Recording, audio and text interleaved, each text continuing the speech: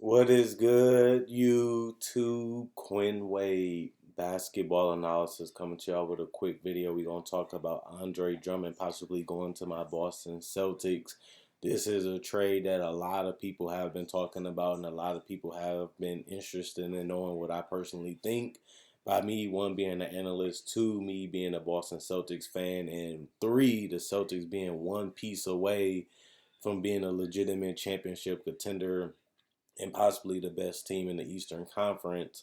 And even though we might have to give up a guy like Marcus Smart to be able to fill that positional need at center, as there's really no great centers in this free agency, is a bunch of role players that play center.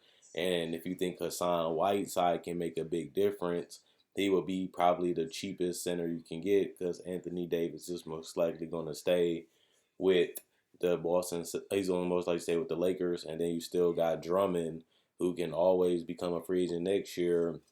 But is it really worth giving up Marcus Smart or another piece to get him? It depends on what you have to give up. He has a massive salary. You know you're going to have to pay him next year to keep him around.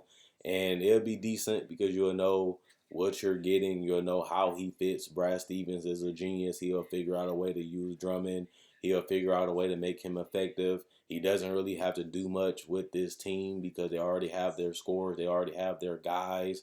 And if he can set some good screens, get some handoffs, finish around the paint, while also being the elite rebounder that he is, the Celtics can definitely be a tough team.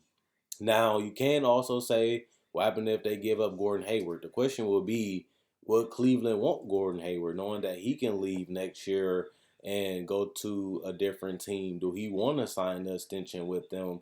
Because you could swap them, and we'd love to get rid of Gordon Hayward, who's going to leave anyway, for a guy like Andre Drummond and keep Smart, Kemba, Tatum, and Brown. But people forget that Tatum contract is about to be up, and he's going to be getting paid max level money if he can stay healthy and continue to compete at the level that he has shown throughout this season in the playoffs. He's going to be tough to keep around, and that's why we're letting go of Gordon Hayward, because we can't afford to keep him with our three guys, Smart, Kimba, Tatum, and Brown, all making good salaries. There's no way that we can keep a Drummond around without getting rid of Marcus Smart, which is tough because he's an all NBA great defender. He brings fight, he brings energy, he doesn't give up, he plays hard, he's a leader, and he's a guy that you want to go to war with if you're a basketball team and a basketball player and you're a basketball coach. And he wears his heart on the sleeve. But not only that, you look at this team, they don't really need much. Rebounding would definitely help. Rim protection would definitely help. And a guy that can create space for this team to get easier shots. We know that Kimba likes to come off screens and knock down threes, knock down mid range, get to the basket, lay up or floater, and get to the free throw line. Drummond can definitely fill in that role. Plus his ability to be a high IQ guy on that level will only make the team better. But at the same time, will he take them to that next level and be the best team in the East? I look at this and I say that he will be a good fit, but defensively, he's going to have to step it up. They're going to have to get rid of Smart to get him in another piece. So it will be smart for them to try to find a way to integrate him in this defensive scheme, which has been one of the best defensive teams in the league for the last couple years, no matter who we have playing the center position. But it is time for upgrade. Tice has been decent and solid. He does everything that we need him to do. He struggles finishing with contact. He struggles finishing in the paint, but he can hit floaters. He can knock down threes from time to time. He can knock down mid ranges from time to time, giving you that spacing that a guy like Drummond just doesn't have in his game. And Tice will be a guy that you might want to keep, even though he's coming off knee surgery this offseason. He will be a guy that you will want to keep as a backup to have that versatility and that flexibility as a team. You might want to get rid of Robert because he is a little younger. Drummond will obviously be a guy for the future because he is young enough to be with this core, and you won't need Robert Williams anymore because Drummond will eat up the most minutes, and when he's not eating them up, Tice will come in and eat up the rest of those minutes usually. And you can find a five that can play your bench. It's some out there in this free agency that if you want three bigs, you can definitely get them for $5 or less $1 million. and fill that spot if you have to get rid of Williams and return as a young prospect that they might want to try out in Cleveland because they still have to replace Drummond, and obviously they will have to get rid of Tristan Thompson eventually as he is no longer in their plans as he is older and he probably wants to compete with better teams and titles. He's not in the trajectory of what they're trying to do in the future, even though it is going back on what the Cleveland Cavaliers want to do and the fact that they do have guys like Sexton and Garland and they do have one of the top picks in this draft. They can easily get a guard if they need them, and they really not desperate for guards as they like Colin Sexton. And Garland had an injury-riddled season coming into the NBA, and he had to find his footing, and he started playing better as the season went on, but he is far away from being one of the best players in the league. But they still want to give him minutes so he can develop and they can see what they got in him. So they wouldn't be in a rush to get Smart. He would be a better player than Sexton and Garland, but he is a little older. And I don't know if he will be committed to staying in Cleveland long term after his contract is up either. But, they shouldn't really be in a rush to trade Drummond just because he is one of the better centers in the league.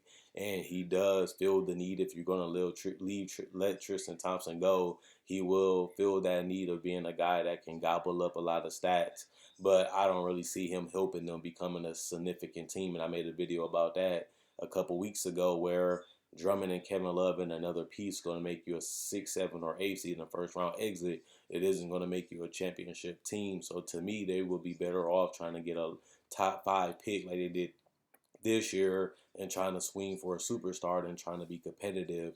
I think that they're pushing the gas a little bit too much with a team that's going to be mediocre at best in the future. So they're probably, in my personal opinion, better off losing for the next 2 to 3 years and trying to get that top pick. As we do know, the next 2 years, it's a lot of superstar caliber guys in the draft.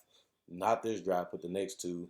And that's the one you should be trying to get in and try to get another star alongside them.